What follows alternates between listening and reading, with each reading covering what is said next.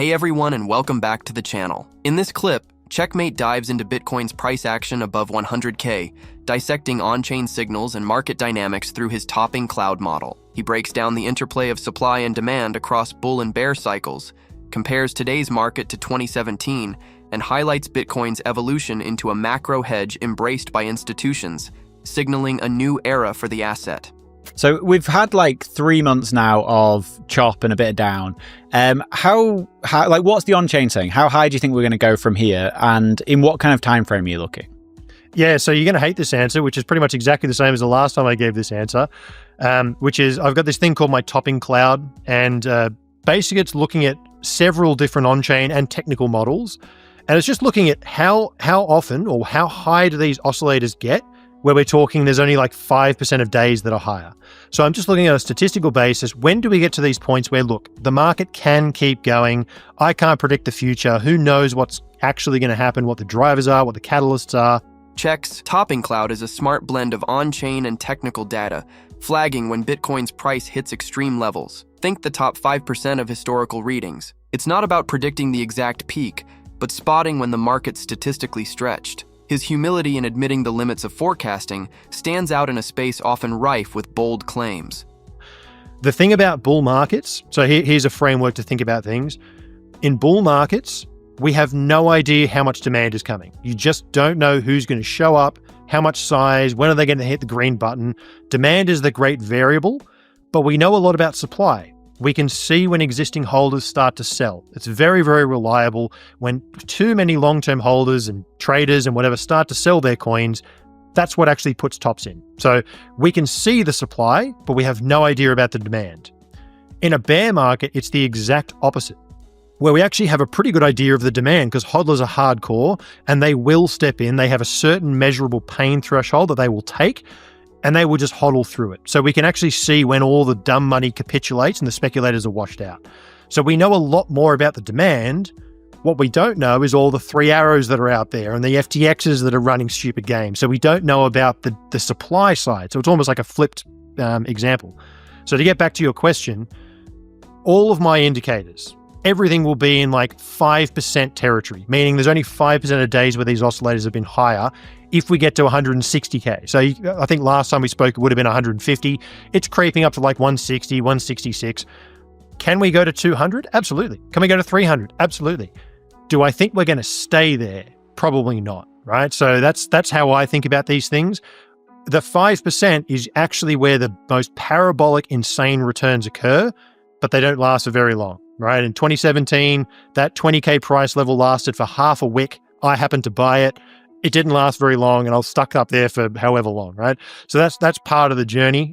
So at the moment, 120K, 130 is where I think serious sell side starts coming in. We'll see. If we don't see that sell side, that's great. I can then start to recalibrate and adjust as things happen. But 150, 160, that's where we're getting into thin air. Above 160, it's anyone's guess how long we stay up there. Look, we could blast right through it, and I could be very wrong, and I'll learn as I go. Check's supply-demand model is a sharp lens for Bitcoin cycles. In bull markets, long-term holders selling signal tops, while demand is anyone's guess, could be a whale or a policy shift. In bear markets, holders form a demand floor, but liquidations are the wild card. It's a simple yet powerful way to navigate market extremes. It's not that I don't like the answer. You said I was going to hate the answer. It's that there's two things that you say that don't quite make sense to me. It's that one is that like the top this cycle, you're looking at 150, 160. But then when we were speaking on the phone the other day, we were talking about this cycle compared to 2017. And I actually thought that sort of comparison was dead. I thought we'd underperformed that now and it was kind of out the window. But you were saying, no, it's like picture perfect still 2017. And if that's the case, 150K won't be the top if that holds. Yes. Okay. So the chart you're referring to is the since cycle low, where you basically peg all of the previous cycles from the bottom and you map how they move. I love that chart. I think it's fantastic. I love the left-hand side of that chart. I have no faith whatsoever in the right-hand side of that chart. So let me explain what that means. Imagine a chart. We're looking at days since the cycle bottom on the x-axis, and on the y-axis is price performance, right? Are we up 2x, 5x, 10x, whatever? 2017 was like a 100x move, right? Now, 2017, we were also literally 100 times smaller than we are today in terms of market cap size. Yeah. Comparing today's Bitcoin to 2017 is tricky, but Check nails why the recovery phase feels familiar. Human psychology, like bear market scars, drives predictable patterns. Yet, he's skeptical about the euphoric phase, where demand becomes unpredictable. Bitcoin moving like a $10 billion asset at $1 trillion market cap is a wild reminder of its volatility. Now, up until this point, and really until this correction, we were almost dead in the middle of both the 2016-17 cycle and the previous cycle, 2018, 2019, 2020, right? A bit more volatile, but really the same trajectory. They've started accelerating towards all-time high at the same time. You know, Bitcoin, even though it's a $1 trillion asset, is moving like it did when it was a $10 billion asset, which is insane. Now, I love the left-hand side of that chart, meaning the recovery phase from the bear, the acceleration into the bull, right up until the euphoric phase. And the reason why I like that is human beings, we have this like PTSD. You all know it. You've gone through a bear market. It takes you time to recover. It's a shitty experience, and you've just got to go through the loops of, you know, it feels like every single sell-off is just a return of the bear. And once you get to all-time high, your confidence is a bit stronger. You're like, hey, wait a second, this could actually be it. We could actually be in a serious move now. The euphoric side is very much talking about what I said before. Where does the demand come from? I have no idea. I can't pretend to predict. You know, if you said at the start of this bull cycle, when FTX has just blown up, by the way, the US government's going to have a strategic, I'm going to call it a stockpile because they haven't actually bought anything. I'll call it a reserve when they buy something. So they've got a strategic, whatever we want to call it.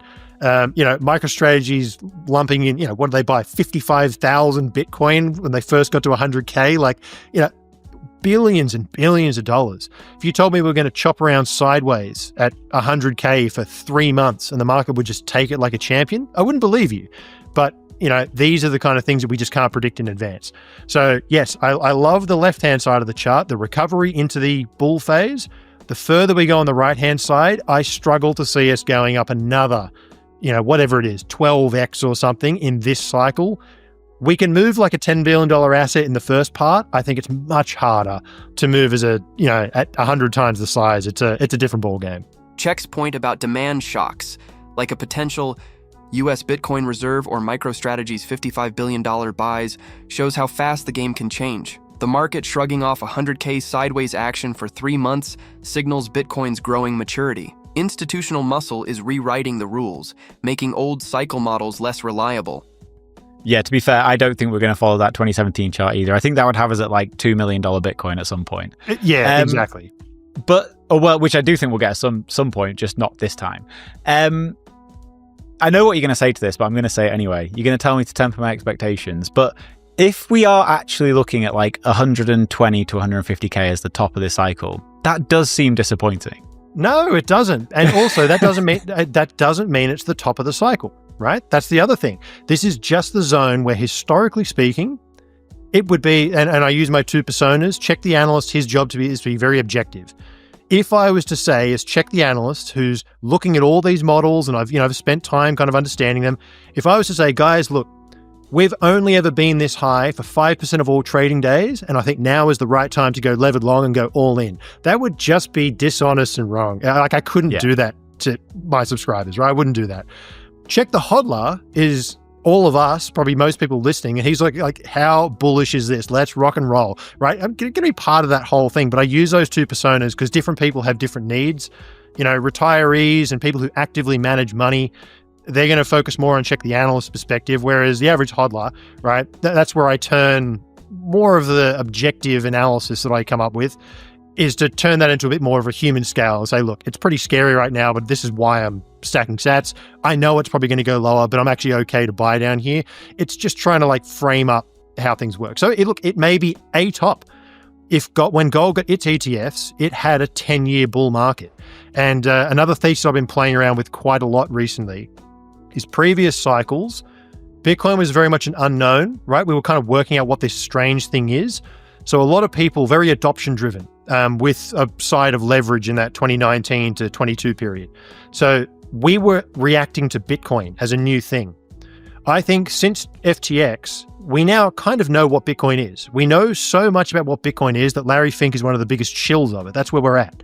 So I think most people know what Bitcoin is, and they're using Bitcoin to respond to the world. And the world doesn't move in Bitcoin 4-year cycles. It has a whole different tenure and how it operates. So if we are going to have an extended long period cycle, and if my models are going to break, this is going to be the cycle where it happens. I just don't think it's going to break with an Omega candle. I think it's going to break with time. We'll get up to these levels. We'll correct 40, 50%. People will say it's all over. We'll form a base. We'll start flying again. And then you have to ask yourself, well, hang on a second, with that cycle bottom chart, where do I peg the bottom? If we keep just getting these 40, 50% corrections and they take, 6 months, 8 months, 4 months, where's the bottom of the bear? So suddenly people go, well, hang on, this thing just keeps going. So maybe we do get to 2017, but I've got to extend the x-axis. It doesn't take, 1,000 days. It takes 4,000 days. Now we start saying, well, that's the new concept of how Bitcoin kind of trades. So I'm very open to all these possibilities, and that's why I don't pay attention to the right side, because we just don't know. Check's insight that Bitcoin's no longer a mystery, but a macro hedge, cheered by even Larry Fink, marks a sea change. Cycles may now stretch longer, tied to global events, not just crypto hype. His idea of a time-based cycle break, with big dips but no collapse, feels like a fresh take on Bitcoin's future.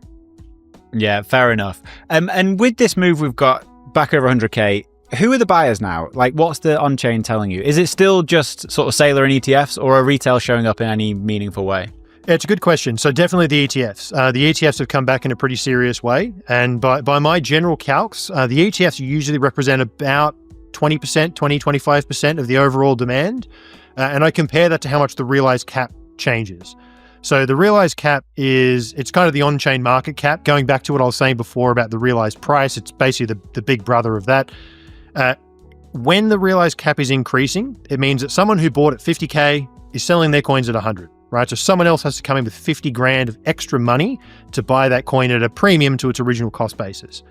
So when we look at that, that's like $20 billion a month at the moment in terms of how much it's increasing. And we're seeing about $5 billion coming on the ETFs. So that's pretty nice. Sailor recently has been somewhere between like 30 to 40% of the size of the ETFs. Back at the 100K range, so February, January, December period, he was as large. All of these things are just net buy side. Now, we haven't seen a huge amount of retail uptick. And when we look at smaller wallets on chain, a lot of retail balances are pretty much flat. In fact, they've been flat since 2023. So the average hodler isn't really growing our aggregate balance. But I could also say just as easily that there's going to be a lot of people out there who are just saying, like for me, for example, a lot of my retirement, I'm actually using the ETFs to diversify my custody, but also, there's a bunch of reasons why the ETFs are more beneficial for me in that sense. A lot of my stat stacking is actually via the ETFs now. I've still got spot, but my overall, if I spread out what my overall balance is, obviously the ETFs was zero. Now they're a much larger portion of my buy side. They're not going to show up in on-chain balances. So definitely the ETFs are a big component. ETFs driving 20-25% of Bitcoin's realized cap growth is huge, especially with retail wallets flat since 2023. Check's own ETF use for diversification shows even holders are embracing new tools.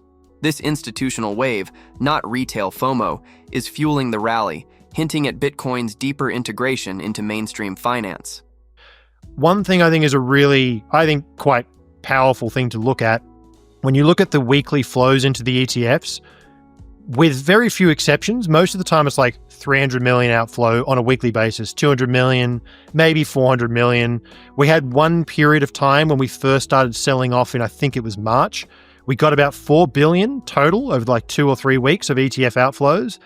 But when we compare that to the CME open interest, it looks like just a basis trade unwind. So the amount of CME interest going down was almost exactly the same as the ETF outflows. We're getting 300, 200 million, whatever outflows, and then they're followed by 1.5 billion inflows, 2 billion inflows. So the scale is just different. The outflows just have nothing on the inflows. And quite frankly, I'm amazed that the amount of demand that keeps coming in via those things keeps coming in, because it's quite astounding, right? Bitcoin's ETFs, after a first year, record setting in every way you want to measure it, are still some of the highest inflow ETFs in the industry, which is, Bitcoin's here to stay and it's kicking ass.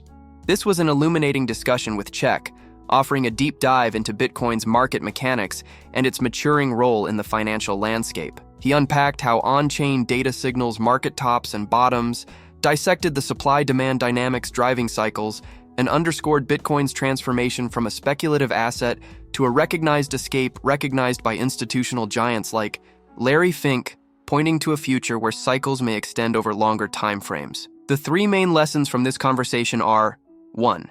Supply and demand dynamics shape. Bitcoin's cycles checks framework highlights that in bull markets, supply signals like long-term holders selling are predictable, while demand is a wild card, driven by unexpected players like MicroStrategy or potential US reserves. In bear markets, holders create a demand floor, but liquidations are less predictable, offering a clear lens for navigating cycle extremes. 2. Bitcoin's market moves. Like a smaller asset. Despite its size, despite its trillion-dollar market cap, Bitcoin's price action mirrors its behavior when it was a $10 billion asset, driven by human psychology like bear market PTSD and recovery phases. However, Check cautions that euphoric phases are harder to predict as demand sources become less certain, challenging historical cycle comparisons. 3. Bitcoin's evolution into a macro hedge post-FTX. Bitcoin has shifted from an unknown to a recognized macro asset, embraced by figures like Larry Fink. This shift suggests cycles may now align more with global economic events, potentially stretching over longer periods with significant corrections, but no traditional bear market collapse, redefining Bitcoin's role in finance. So, what do you think about this Bitcoin conversation? Let us know in the comments section below. If you enjoy this type of content and want to see more, make sure to give this video a like and subscribe to our channel. Until next time, keep learning and keep stacking.